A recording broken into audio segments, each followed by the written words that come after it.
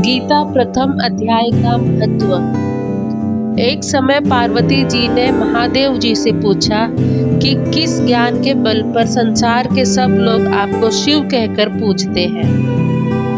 मृगछाला ओढ़े और अपने सभी अंगों में शमशान की विभूति लगाए, गले में सर्प और नर मुंडों की माला पहने हुए, इनमें तो कोई भी पवित्र नहीं, फिर आप किस ज्ञान से पवित्र माने जाते हैं? तब महादेव ने उत्तर दिया कि हे प्रिय, सुनो, मैं गीता ज्ञान को अपने हृदय में धारण करने से पवित्र माना जाता हूँ। इस ज्ञान से मुझे बाहर के कर्म नहीं व्यापते। तब पार्वती जी ने कहा कि हे भगवान, जिस गीता ज्ञान की आप ऐसी स्तुति करते हैं, उसके श्रवण करने से कोई कृतार्थ भी हुआ है? महादेव ने उत्तर देते हुए कहा कि इस ज्ञान को सुनकर बहुत से जीव कृतार्थ हुए हैं और आगे भी होंगे। मैं तुम्हें एक पुरातन कथा सुनाता हूँ। एक समय पाताल लोक में शेषनाग की शैया पर श्री नारायण जी नैन मूंद कर आनंद में मगन थे। उस वक्त भगवान के चरण दबाते हुए लक्ष्मी जी ने पूछा, हे प्रभु, निद्रा और आलस्य तो उन पुरुषों को व्यापता है जो जीव तामसी होते हैं, फिर आप तो तीनों गुणों से अतीत हो, आप तो वासुदेव हो, आप जो नेत्र मूंद रहे हो, इससे मुझे बड़ा आश्चर्य है। नारायण जी ने उत्तर देते हुए कहा कि हे लक्ष्मी, मुझको निद्रा आलस्य नहीं व्यापता। एक शब्द रूप जो भगवत गीता है, उसमें जो ज्ञान है उसके आकार रूप है। यह गीता शब्द रूप अवतार है। इस गीता में यह अंग है।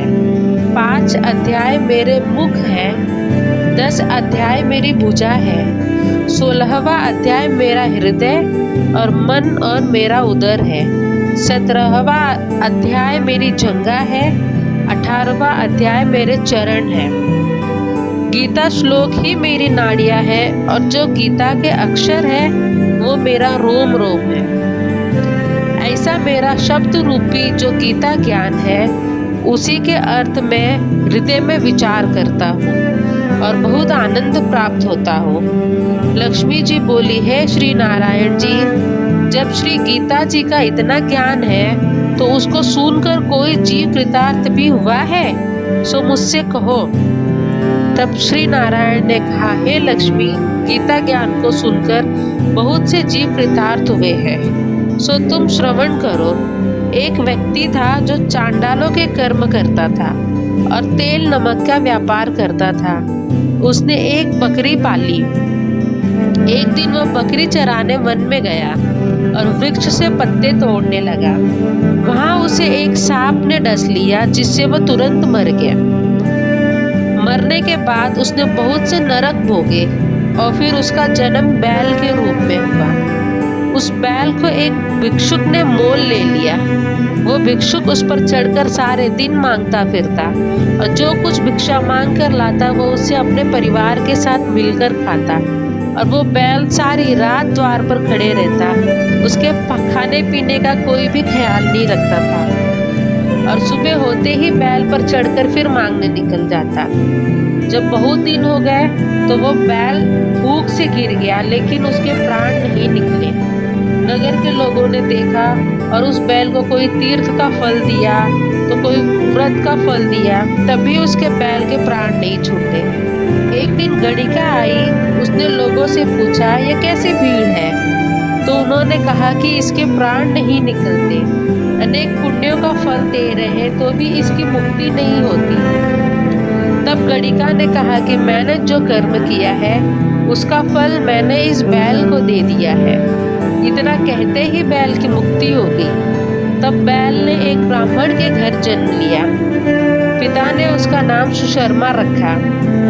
उसके पिता ने उसे खूब पढ़ाया लिखाया और उसको अपने पिछले जन्म की शुद्ध थी। उसने एक दिन मन में विचार किया, जिस गणिका ने मुझे बैल की योनि से छुड़ाया उसका दर्शन करूं। विप्र चलते चलते गणिका के घर गया और कहा, आप मुझे पहचानती हैं? गणिका ने कहा, मैं नहीं जानती, तुम कौन हो? तब उसने कहा कि मैं वही बैल हूँ जिसको आपने अपने पुण्य दिए थे। तब मैं बैल की योनि से छूटा था, अब मैं विप्र के घर में जन्म लिया हूँ। आप अपना पुण्य बताएं। गणिका ने कहा कि गणिका ने कहा, मैं नहीं जानती तुम कौन हो। तब उसने कहा कि मैं वही बैल हूँ जिसको आपने अपने पुण्य दिए थे। तब मैं बैल की योनि से छूटा था, अब मैं विप्र के घर में जन्म हूँ। आप अपना पुण्य बताएं। गणिका ने कहा कि मैंने अपने जाने पुण्य नहीं किया, परंतु मेरे घर एक तोता है, वह रोज सवेरे कुछ पढ़ता है, मैं उसका वाक्य सुनती हूँ, उस पुण्य का फल मैंने तुम्हें दे दिया। तब विप्र ने तोते से पूछा कि तू सवेरे क्या पढ़ता है। तोते ने कहा, मैं पिछले जन्म में विप्र का पुत्र था। मेरे पिता ने मुझे गीता के पहले अध्याय का पाठ सुनाया करते थे। एक दिन मैंने गुरु से कहा कि मुझको आपने क्या पढ़ाया है। तब गुरुजी ने मुझे श्राप दिया कि जा तू तोता बन जा। इसके बाद से मैं तोता बन गया। एक दिन बहेलिया मुझे पकड़ ले आया और एक विप्र ने मुझे मोल ले लिया। वह विप्र भी अपने पुत्र को गीता का पाठ सिखाता था। तब मैं भी यह पाठ सीख लिया। उसी दिन विप्र के घर में चोर घुस गए।